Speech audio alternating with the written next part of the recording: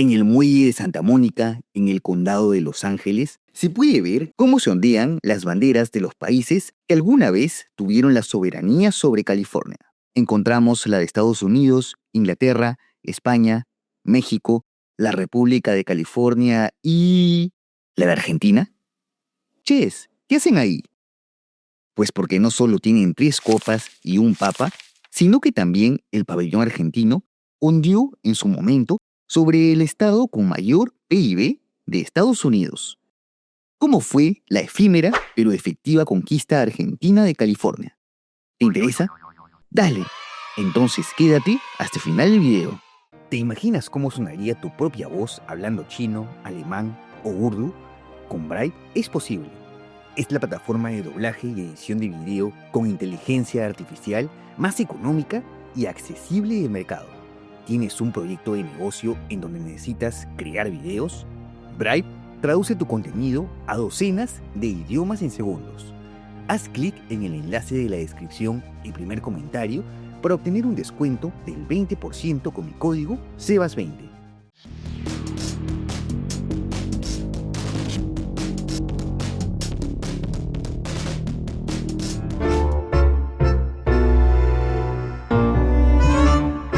Primero, pongámonos en contexto.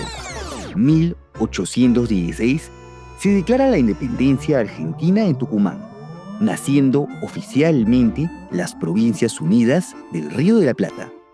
A pesar de sus escasos recursos navales, los primeros dirigentes del país tenían la necesidad de hostigar el comercio español como una forma de asegurarse la independencia y, ¿por qué no?, proyectar internacionalmente que se habían convertido en un país soberano.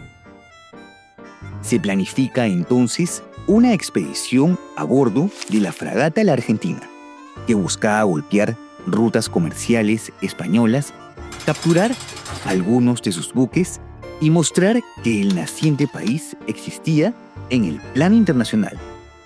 El hombre a cargo de este proyecto, el marino francés Hipólito Bouchard, inspirado por las ideas republicanas post-revolución francesa y, por supuesto, aprovechando la oportunidad para impulsar su carrera naval. Bouchard se convirtió entonces en oficial de las Provincias Unidas del Río de la Plata, recibiendo la patente de corso. Es decir, no era un pirata que actuaba por beneficio propio, sino que estaba autorizado por el gobierno rioplatense para atacar el comercio español. Es así que su expedición parte el 9 de julio de 1817 con dirección a Madagascar. La expedición de Bouchard llega en septiembre de 1817 a Madagascar, en ese entonces un reino independiente conocido como Aymerina. ¿Y por qué aventurarse hacia el Índico y no atacar primero las posiciones en América? Pues porque la idea era llegar al Pacífico español, una zona mucho menos defendida y con escasa presencia española efectiva. La isla africana fue una escala y punto de reabastecimiento para luego dirigirse al Pacífico Sur, en donde se encontraban las Filipinas. Su importancia: ser el centro del comercio español en Asia y un nodo del famoso Galeón de Manila. Ergo, un punto clave de la economía española.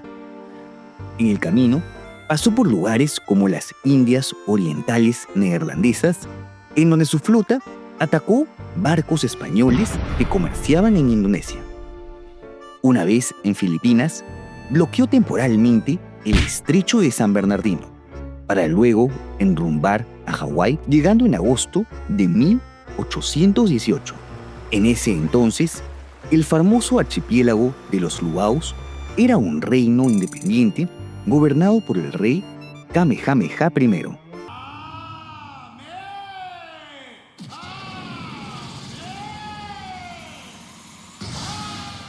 Que reconoció la bandera argentina como la de un estado soberano, le permitió usar el puerto y se firmó un acuerdo de comercio. Sí, Hawái, un país que ya no existe, cortesía de ya sabes quién, fue el primer estado que reconoció a Argentina como independiente. Posteriormente, la expedición partió a California, en ese entonces parte del Virreinato de Nueva España. Su objetivo, la ciudad de Monterrey, la capital de la entonces provincia de Alta California. Una vez en la bahía, Burchard exigió la rendición del presidio local.